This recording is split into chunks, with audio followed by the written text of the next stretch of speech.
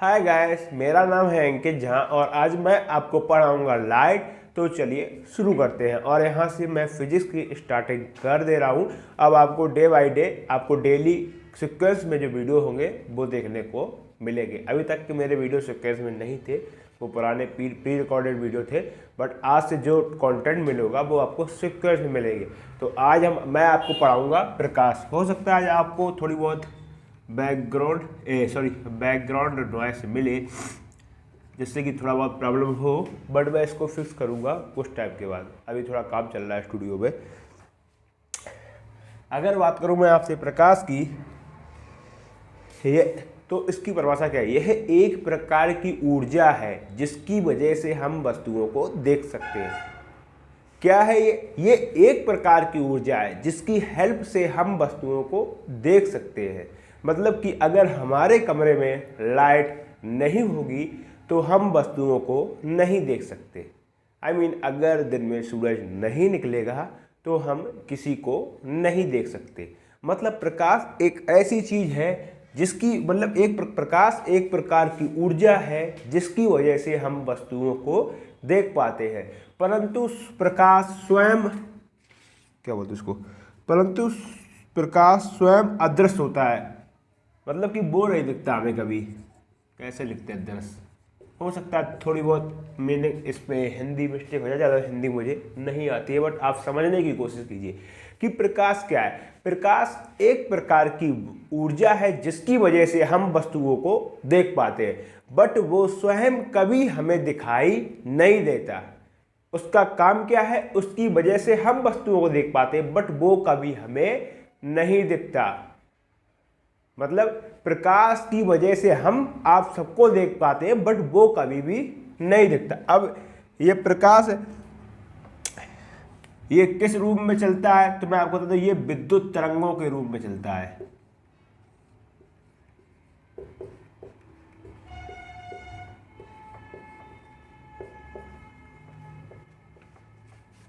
एक बार आप इसकी परिभाषा को नोट कीजिए। प्रकाश एक प्रकार की ऊर्जा है जिसकी वजह से हम वस्तुओं को देख पाते हैं, परंतु ये स्वयं अदृश्य होता है। और अगर ये विद्युत, और आगे इसमें आप लिख सकते हैं कि ये विद्युत तरंगों के रूप में चलता है। ठीक है। अगर मैं इसकी तरंग दैर्घ्य की बात करूं तो वो होती है 3900 एंगस्ट्रॉम से 7800 एंगस्ट्रॉम तक। ये होती है आपके प्रकाश की तरंग दैर्घ्य। तो आप ये भी नोट कीजिए, एक एंगस्ट्रॉम किसके बराबर होता है? तो एक एंगस्ट्रॉम 10⁻⁻10 मीटर के बराबर होता है। ये कॉन्सेप्ट आगे जब मैं फिजिक्स पढ़ाऊंगा तो आपके काफ़ी ज़्यादा काम होगा। आप इसको याद कर लीजिएगा। 1 एंगस्ट्रॉम इक्वल टू 10⁻⁻10 एंगस्ट्रॉम। और ये प्रकाश की तरंग दैर्घ्य होती है। अब क्वेश्चन क्या बनता है? क्या प्रकाश विद्युत चुंबकीय तरंगों के रूप में चलता है?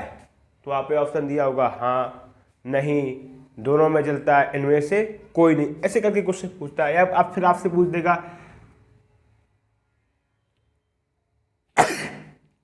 या फिर आपसे पूछता कि प्रकाश की तरंग दैर्घ्य कितनी है। तो आपको मैं बता दूं 3900 से लेके 7800 तक प्रकाश की तरंग दैर्घ्य होती है। आपको उससे प्रकाश का वेग पूछ लेगा। ठीक है। जो प्रकाश का वेग होता है वो होता है 3×10⁸ मीटर प्रति सेकंड। ठीक है। अब इसका मतलब समझिए, ये 3×10⁻⁷ मतलब कि इतना मीटर प्रकाश 1 सेकंड में ट्रैवल करता है। इसका मतलब ये, इसको आप ऐसे भी लिख सकते हो। ठीक है। इसका मतलब ये होता है कि इतने मीटर प्रकाश 1 सेकंड में प्रकाश 3 लाख मीटर तक चला जाता है। ठीक है। तो जो प्रकाश का वेग है वो है 3×10⁸ मीटर प्रति सेकंड। ठीक है। तो प्रकाश में आपको क्या क्या याद रखना है? तरंग दैर्घ्य आपको याद रखनी है। उसके बाद में आपको याद रखना है एक एंगस्ट्रॉम कितने के बराबर होता है। प्रकाश का वेग जो होता है वो होता है 3×10⁻⁸ मीटर प्रति सेकंड। और अगर प्रकाश की परिभाषा आपसे पूछ दे आपके 8 या 9 के पेपर में 9 10 वालों से इसकी परिभाषा भी पूछ सकता है। प्रकाश एक ऐसी ऐसी ऊर्जा है जिसकी वजह से हम वस्तुओं को देख सकते हैं। एग्जाम्पल के तौर पर हमारे कमरे में ये स्टूडियो में लाइटें लगी हैं जिनकी वजह से कमरे में मैं विजुअल हो रहा हूँ। अगर मैं इनको बंद कर दूँ तो मैं आपको नहीं दिखाई दूंगा। एग्जाम्पल से ले लो आप कि प्रकाश एक ऐसा माध्यम है जिसकी वजह से हम वस्तुओं को देख पाते हैं। प्रकाश की तरंग दैर्घ्य कितनी होती है, 1 एंगस्ट्रॉम बराबर, और प्रकाश का वेग। अब बढ़ते हैं रिफ्लेक्शन ऑफ लाइट, प्रकाश का परावर्तन। पहले भी मैं पढ़ा चुका हूँ पर भी ये इस बार हमारे कोर्स में है तो थोड़ा अच्छे से आपको बता देता हूँ जिससे कि आप लोगों को समझ में आ जाए। तो आप लोग हेडिंग डाल लीजिए प्रकाश का परावर्तन। ठीक है, इसकी परिभाषा बताते हैं। प्रकाश की किरण जब किसी चिकने तल से टकराती है तो उसका अधिकांश भाग उसी माध्यम में वापस लौट जाता है। इस घटना को हम प्रकाश का परावर्तन कहते हैं। अब इसका एग्जाम्पल आप सबसे पहला एग्जाम्पल आपको मैं बताऊं। आप एक घर में एक शीशा लीजिएगा, आप सबके घर में शीशा होगा और सबके पास में लेजर लाइट होगी। वो जो होती है लाल वाली पतली पतली सी जाती है, इसको हम बोलते हैं लेजर लाइट। आप शीशे में लेजर लाइट इस तरफ से मारिएगा तो वो उसमें ट्रांसफर होकर इस तरफ जाकर किसी दीवार पर जाके गिरेगी। उस घटना को हम प्रकाश का परावर्तन कहते हैं। आपके पास में अगर कोई भी लाइट है, आप कोई बाइक की लाइट सीधी जा रही हो, आप उसके सामने ऐसा शीशा लगाइएगा, ऐसा शीशा लगा देना तो वो तिरछी हो जाएगी। मतलब प्रकाश को आप तिरछा कर सकते हैं उसका परावर्तन करने के बाद में। जो ऑप्टिकल फाइबर केबल होती हैं, आपको आगे मैं फिजिक्स में पढ़ाऊंगा, तो उनमें क्या होता है, उनमें तार नहीं होता है। ठीक है, उसमें प्रकाश तरंगों के रूप में आता है। तो डाली आती है यहाँ ऐसे ऐसे ऐसे ऐसे टकरा कर बाहर तो निकली जाएंगी कहीं ना कहीं जब प्रकाश का परावर्तन हो रहा है। आगे मैं आपको बताऊंगा। तो प्रकाश की परावर्तन की परिभाषा क्या है? जब प्रकाश की कोई किरण किसी चिकने तल से टकराती है तो उसका अधिकांश भाग उसी माध्यम में वापस लौट जाता है और इस घटना को हम प्रकाश का परावर्तन कहते हैं। अब मैं चित्र बनाकर आपको दिखाता हूँ। ठीक है, प्रकाश का परावर्तन। किस प्रकाश की कोई किरण जब किसी चिकने तल से टकराती है तो उसका अधिकांश भाग उसी माध्यम में वापस लौट जाता है और इस घटना को हम प्रकाश का परावर्तन कहते हैं। ठीक है, ये आपके पास में एक क्या है, समतल एक कोई लेंस है, इस पर आपने लाल ऑक्साइड का पेंट कर दिया। जो आपके घर में शीशा होता है ना, उसको शीशा कैसे बनाया जाता है, उसके जो पीछे आप देखते हो चिमकना चिमकना सा पास होता है, वो लाल ऑक्साइड का पेंट होता है। अगर पीछे से आप वो घिस देंगे ना तो बिल्कुल प्लेन मिरर हो जाएगा, मतलब आपको आर पार दिखेगा। ठीक है, तो उस पर वो लाल ऑक्साइड का पेंट किया जाता है जिसकी वजह से वो अपवर्तन कर पाता है, परावर्तन कर पाता है, जिसकी वजह से हम उसमें अपना चेहरा देख पाते हैं। अब मैंने इस पर कर दिया लाल ऑक्साइड का पेंट। ठीक है, अब इस पर एक किरण ऐसी आई, यहाँ गिरी।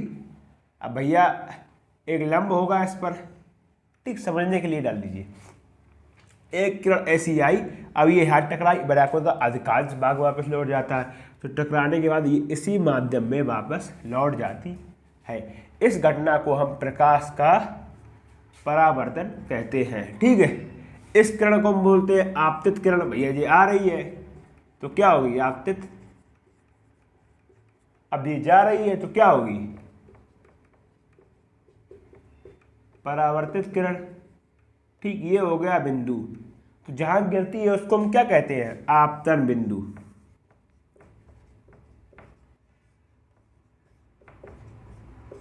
ठीक है,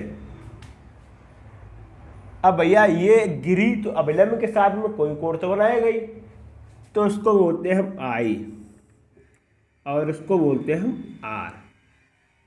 ठीक है, तो आपतित किरण, परावर्तित किरण और अभिलंब, ये तो हो गया आपका अभिलंब। ठीक है, अब ये अभिलंब और ये आपतन बिंदु। और आपको ये बता है ये कोण आई बराबर आर, मतलब किरण जिस माध्यम से आएगी जब उसी माध्यम में वापस जाएगी तो दोनों कोण तो भाई बराबर होंगे। चाहे आप ये कोण नाप लो चाहे ये कोण नाप लो, ये भी कोण बराबर होंगे, बट इसकी हमें जरूरत इसमें नहीं पड़ती है। ठीक है, तो अभिलंब से हम इनके कोण नाप लेते हैं। तो इसके कुछ नियम होते हैं। आज मुझे जुकाम है तो थोड़ा प्रॉब्लम हो रही है, कोई बात नहीं, बट जो उसके नियम होते हैं, ठीक है, वो कुछ इस तरीके से होते हैं। पहला तो आपका यही से मिल गया, कोण आई बराबर कोण आर, ठीक है। अब भैया दोनों कोण बराबर होते तो दोनों कोण लिख दिए। अब उसके बाद में एक नियम बनता है, आपतित किरण ये वाली आपतित किरण आपतन बिंदु पे अविलंब तथा परावर्तित किरण तीनों एक ही तल में होते हैं। आप देख लीजिए, आपतित किरण भी यही है, परावर्तित किरण भी यही है, अविलंब भी यही है, आपतन बिंदु आपका ये है। तो ये तीनों एक ही तल में होते हैं। मैं यहाँ पे आपका लिख दे रहा हूँ एक बार, आपतित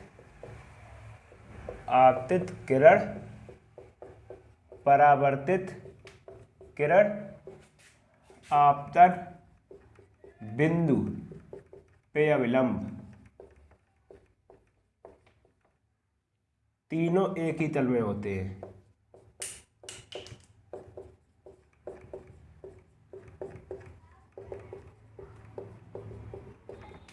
ठीक है। अब एक बात फिर से बता दो, प्रकाश का परावर्तन, पहले आप हेडिंग डालिएगा, प्रकाश का परावर्तन, ठीक है।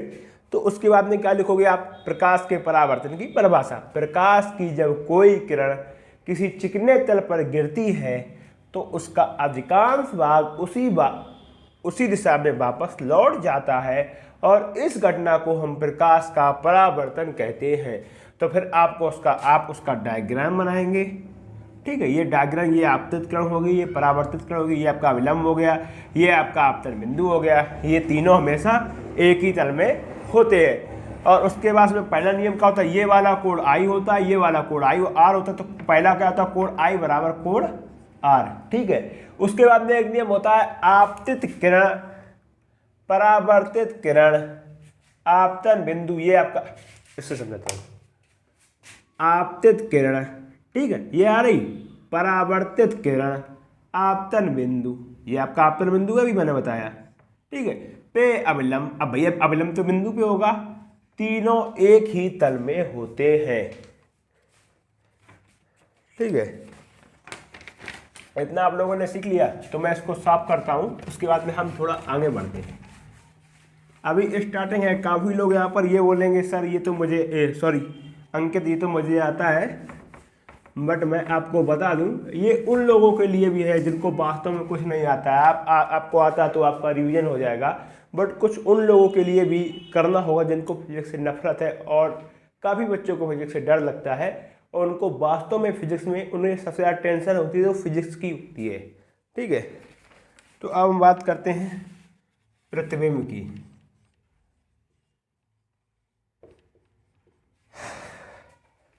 ये वाला चलने, इसकी सिंपल परिभाषा आप समझ लो। आपका प्रतिबिंब कब बनेगा, जब प्रकाश की किरणें, यदि प्रकाश की किरणें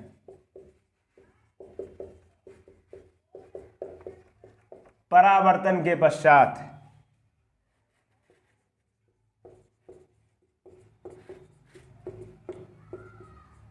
किसी स्थान पर कटती हुई या मिलती हुई प्रतीत होती हैं।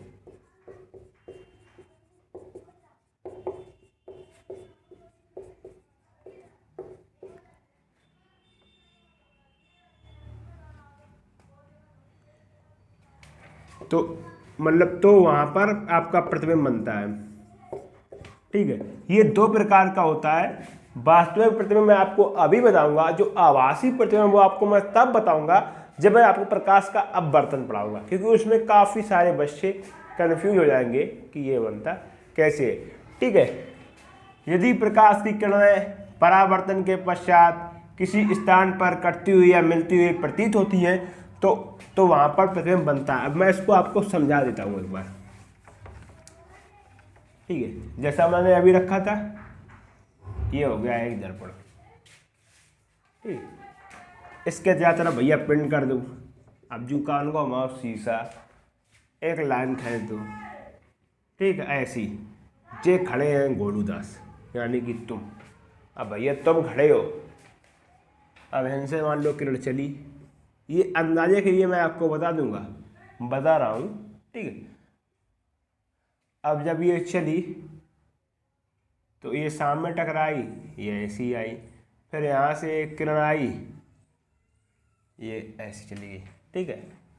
तो क्या हो गया, मान लो ये आपका प्रतिबिंब बन रहा है, यहाँ पर ये कटी, एक किरण सीधी गई, एक किरण इधर गई, तो इस घटना को हम प्रतिबिंब कहते हैं। अभी मैं आगे क्लियर करूँगा, वैसे ये परिभाषा आप थोड़ा याद कर लेना, जब आगे मैं आपको कॉन्सेप्ट बताऊंगा, लेंस पढ़ाऊंगा, तो ये सारे कॉन्सेप्ट आपके क्लियर हो जाएंगे।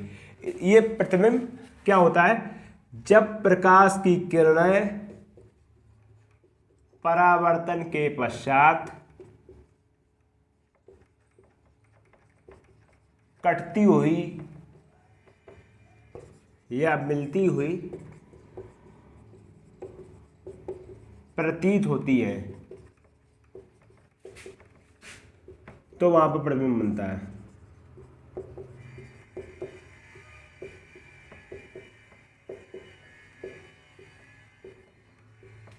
ये दो प्रकार का होता है, एक वास्तविक प्रतिबिंब,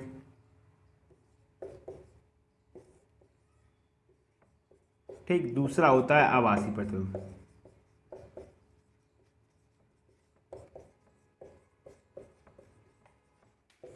एक बात मैं आपको बताऊं, ये जो वास्तविक प्रतिबिंब आभासी प्रतिबिंब का अंतर कितना होता है, यहाँ पे लिखा है जब प्रकाश की किरणें परावर्तन के पश्चात कटती हुई, ठीक है, अगर वो वास्तव में कटती है तो वास्तविक प्रतिबिंब आपका, अगर कटती हुई प्रतीत होती है, ठीक है, तो आपका आभासी प्रतिबिंब। ये मैं आपका बाद में इतना क्लियर कर दूंगा जब मैं आगे सेशन पढ़ाऊंगा कि आपको ये बिल्कुल समझ में आ जाएगा। इसमें क्या होता है, मिलती हुई प्रतीत होती है,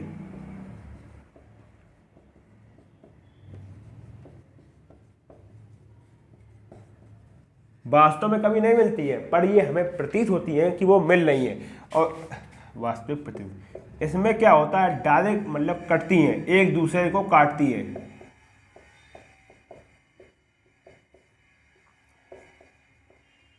ठीक। अब इसको याद कैसे करना है, जब किरणें परावर्तन के पश्चात, अभी आपको परावर्तन पढ़ाया, जिस माध्यम आती थी उसमें वापस लौट जाती तो हो गया परावर्तन। जब किरणें परावर्तन के पश्चात आपस में कटती हैं या फिर कटती हुई प्रतीत होती हैं, तो वहाँ पर प्रतिबिंब बनता है। प्रतिबिंब दो प्रकार का होता है, वास्तविक प्रतिबिंब, इसमें क्या होता है, एक दूसरे को काटती है। आभासी प्रतिबिंब, इसमें क्या होता है, मिलती हुई प्रतीत होती हैं, ठीक है। ये दोनों एक दूसरे के अपोजिट हैं, जिसमें मिल जाए वो हो गया आपका वास्तविक प्रतिबिंब, और जिसमें मिलती हुई प्रतीत हो वो हो गया आपको आभासी प्रतिबिंब। हाँ, आभासी प्रतिबिंब। आई थिंक आपके आज के आज के क्वेश्चन क्लियर हो गए होंगे। तो हमारे स्टूडियो की लाइट चली गई है और मैं ये वीडियो यहीं पर एंड करता हूँ। इसी के साथ मिलते हैं अगले वीडियो में, तब तक के लिए